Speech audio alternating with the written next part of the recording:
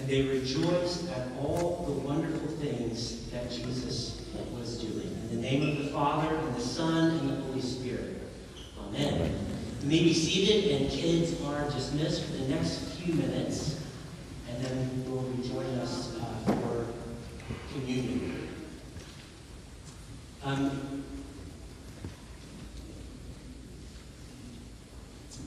Mindy and I my wife is Mindy, like to exchange funny cards for birthdays and anniversaries. And a few years back, Mindy gave me a card. Now get this image in your head, okay? Are you ready? Gave me a card with a picture of Yoda from Star Wars on it. And on the inside of the card was one line, and it said, "Yoda won for me." But I didn't get it. I smiled, and I hugged her, and I thanked her, but I didn't get it. This is embarrassing, but I will tell you anyways. This is how the story ends. Mindy suspected that Josh didn't get it because she paused, like after the hug, after an extended time. Like she thought about it and then she followed up. She paused and she said, "Josh, you get the joke, right?" To which I responded, "Yeah, of course I get it. I totally get it." So she said, "Well," now not to say that she doubted me, but apparently she doubted me. She said, "Well, why don't you tell me what you think it means?" And I responded with the best explanation I could surmise. "Yeah, it means yodel one for me, like yodel me a tune on my birthday." That, by the way, that is our marriage sort of summed up in the story, just FYI, so do with that what you will. Pray for us. Put us in the prayers of the people, please. Sometimes we miss the point. And if you're Josh, sometimes you miss the point a lot. In the gospel reading just now, a crippled woman is healed after 18 years of suffering. But somehow Jesus' opponents completely missed the point. What's tragic about this is that the synagogue leaders not only missed the point of the Sabbath, like what we're doing today, but they also missed the whole point of Jesus' ministry, and then ultimately they missed out on their own healing for themselves. Their blindness keeps them from seeing that they themselves are bent over, like the woman who's been crippled for 18 years. They're no different. Okay, so then let's ask together as a Christian family, how do we not miss the point of Sundays, of Jesus, the whole thing? And here's the short answer. We must see ourselves as the crippled woman. We must see ourselves as the crippled woman. We are bent, for example, by a lifeless marriage. We are bent by a dead-end job. We are bent by numerous mistakes that we made when we were younger that haunt us even to this day. We are bent by a divorce that was super messy, and we can't even figure out who's right and who's wrong. We are bent by a lost dream. We are bent by a paralyzing depression or anxiety that makes us abuse medication and maybe other things. We're bent by a nagging addiction, past abuse, the betrayal of a friend, the wound of a dysfunctional family. You want me to keep going? How are you bent, friend? How are you bent? Hold this question in your heart as we explore the story today. Because the point of the text and the point of today and every Sunday that we do this right here is a healing encounter with Jesus Christ, who comes to make our bent lives straight. every Sunday. Every Sunday, the story we just read in the gospel is being played out in this very space. Look at the gospel text with me just for a minute. The details that Luke gives us about the interaction between Jesus and this handicapped woman in the passage are really moving, actually. Notice how Jesus engages her, like he pursues her. Luke tells us that Jesus does three particular things in their encounter. The first thing is that Jesus sees her. Verse 12. Verse 12. Jesus sees the woman. I love this part. Luke tells us not only that her back was bent, but that she was unable to stand up straight. So, think with me. We can imagine that the woman may not have even been able to see Jesus, right? The teacher somewhere there. But Jesus saw her. Jesus saw her. Her life was so bent, she couldn't help herself. Reach out to the teacher, whatever it may be. And I can't help but think how many of us feel that way right now. My life is so twisted, it seems. My insides are twisted. My circumstances are twisted. I can't even see Jesus. I don't think my prayers are getting past the lights that don't work above us. I don't think you're getting past that. But Jesus sees you. That's why you come to church. Jesus sees you. Jesus saw the woman. She couldn't look up. Jesus looks at her. Jesus takes the initiative. Jesus begins her healing process. If we were reading this story with first century eyes, by the way, keep in mind Luke is a doctor, particularly of importance when we think about this woman's ailment. Reading this, like maybe hearing this for the first time as the gospel was circulating among the early church, we would have been surprised. Why? Because this is a woman in a man's first century world. Moreover, she is a bent person in a straight world. Two marks against her. She's a broken body outsider in a world of people who must have seemed to have it all together that day at the synagogue, especially the dude at the end who's critiquing Jesus, who was in a place of religious power and all that. He probably looked a lot like me. Especially that guy. The complete opposite of a bent-over woman in the first century. Amazing. So she shows up not realizing that on this day, she would no longer be invisible, but would be truly seen for the first time. While the arrogant, religious, powerful dude was skipped over. Here's the second thing I want you to see from the text. Jesus not only sees her, but he calls the woman over to himself. When a number of years ago, Mindy and I were invited, through like our counseling practice, was invited into a group of office people who had just experienced the death of a colleague. And one of the things that and they wanted us to talk about grief, and sort of, hey, will you help us as an office team work through this loss together?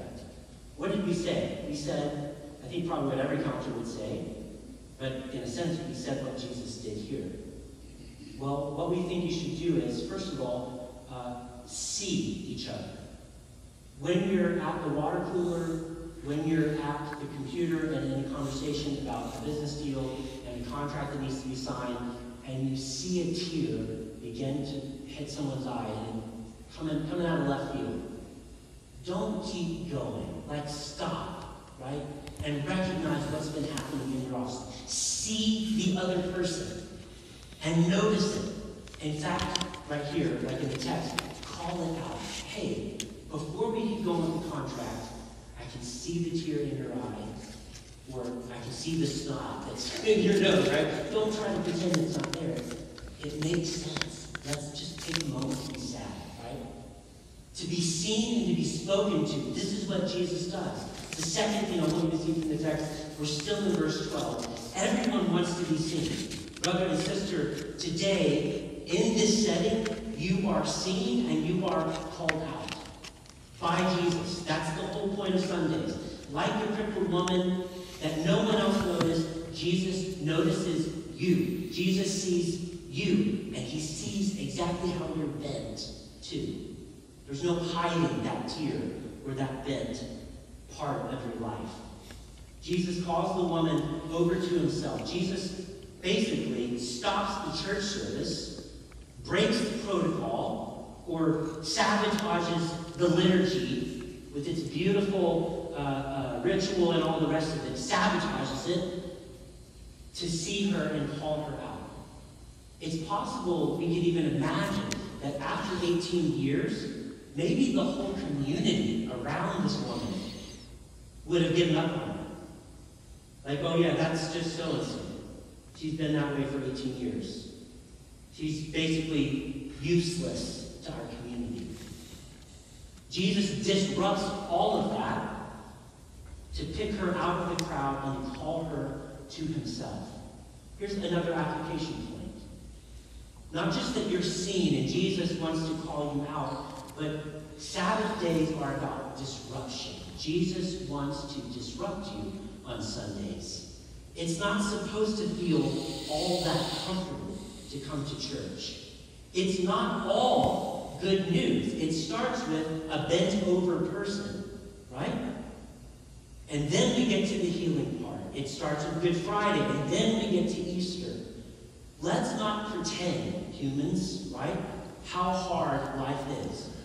Bring your bent-over self into church so that Jesus can disrupt your day, disrupt our service if he wants to, and heal you, along with the rest of the world. Every Sunday, every Eucharist, every Mass, every church service, every communion, every scripture reading, every song, every prayer, every moment of silence, every conversation in the narthex, we should be on the ready for God to reach into our lives and meddle, mess around, stop the craziness, and begin to make us straight again. We are not a Pentecostal church, but I would take that so deeply. We're opening ourselves, you are opening yourself, friend, by being seated in this space right now to a kind of disruption on a level that is hard to describe. Like, God could change your marriage. God could change the trajectory of your life. God could make you quit your job and move, and by make you, I mean woo you, and you'll come out of the service thinking, you know what, I think I'm just done, and you can move on. God can do whatever he wants. God wants to meddle in our lives. Sundays is that day. If there was, he can do it any day, but Sundays especially is the day of encounter. I want to say, don't be afraid. Don't be afraid. Because when Jesus sees you and calls you, by the way, as soon as some of you think, wait, an authoritative religious leader is seeing me, oh no, what have I done? I won't ask for a show of hands right now. That's, by the way, that's the voice of shame. It could be that the religious leader wants to see you and say, I'm so proud of you, and I love you, and you're doing a great job. Sabbath days are about disruption. You realize that, right? So Jesus sees the woman, and he disrupts the service to call her over to himself. Here's the third thing that I want you to see. He touches her. He touches her. Jesus says to her, woman, you are set free. And then he laid his hands on her, verse 13. And she stood up straight. Jesus sees her, calls her out, and touches her. It was one thing to notice this woman. It was another to stop the service and call her out. But to touch her? A man touching a woman in public in the first century. Maybe that's even a bigger deal than a man touching a woman in the 21st century. It was a big deal. A holy teacher touching a sick woman in the holy place, the synagogue. Unbelievable. Unbelievable.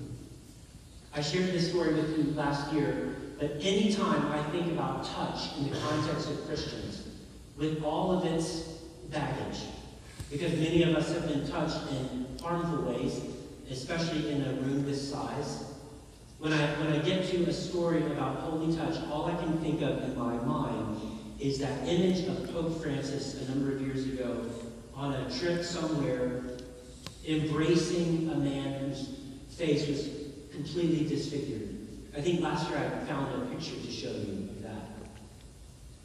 CNN and the watching world was so struck by this image of a holy man wrapping his arms around a man whose face was not pretty or TV screen worthy. One might have even called it repulsive. What the disease had done to his skin and his body, it made you want to look away. For that to be the image put on CNN all around the world was pretty powerful. And the article, the reporter who did the CNN article on it told this story like this. When Pope Francis, well, he's quoting the man who was hugged by Pope Francis.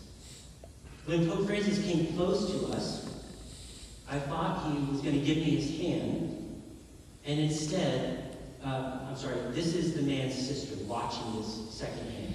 I thought Pope Francis was going to come up to us and give us his hand and sort of do a pleasant introduction, but instead of reaching out his hand to me, his sister says, he skipped me and went straight for my brother, whose name is Benicio.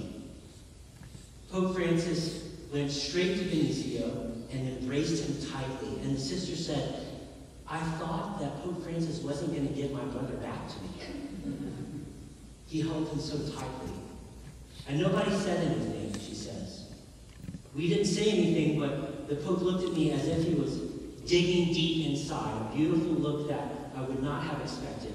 And Benicio, who is accustomed to stares of shock and fear, repulsion, was initially confused by the pontiff's lack of hesitation. When I talk about disruption on Sundays, just the idea of being in a place where the expectation is not that you would be shamed or touched harmfully, but the opposite, that you would be blessed, which is our desire as a church. That's sometimes so disruptive that the disruption starts with confusion. It's hard to accept in the beginning. Wait a minute, you're offering something completely different that I don't have this in any other place? It's confusion, just like Benicio felt. Why is this man hugging me? He didn't have any fear of my illness, was Benicio's actual comment. He didn't fear my illness, he said. He embraced me without speaking, and I quivered and I felt a great warmth. In a world where physical touch is often harmful or abusive or actually completely absent, a pastor friend of mine used to say, the church is where humanity experiences holy touch. The holy and healing touch in the passing of the peace with one another, which we're just about to do, and the holy and healing touch of the living Jesus as his very body and blood in the Eucharist come into contact with our body and blood. So powerful.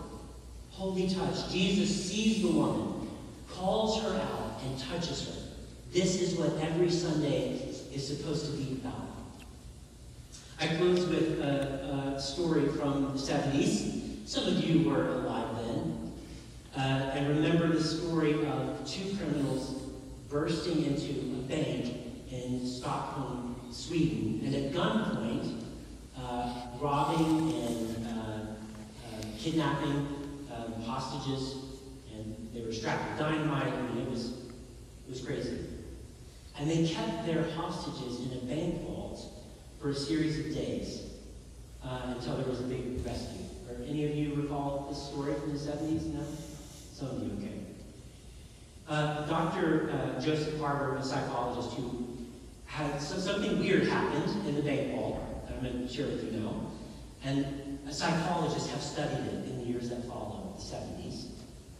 And one psychologist commenting on what happened described it this way. After the rescue, the hostages that we got exhibited a shocking attitude, considering that they were threatened and abused, and that they feared for their lives for over 5 days. In their media interviews, it was clear, the psychologist goes on, that they supported their captors, and actually feared law enforcement. As the law enforcement reached their hands inside the bank vault to pull them out, they said, "Whoa, what are you doing?"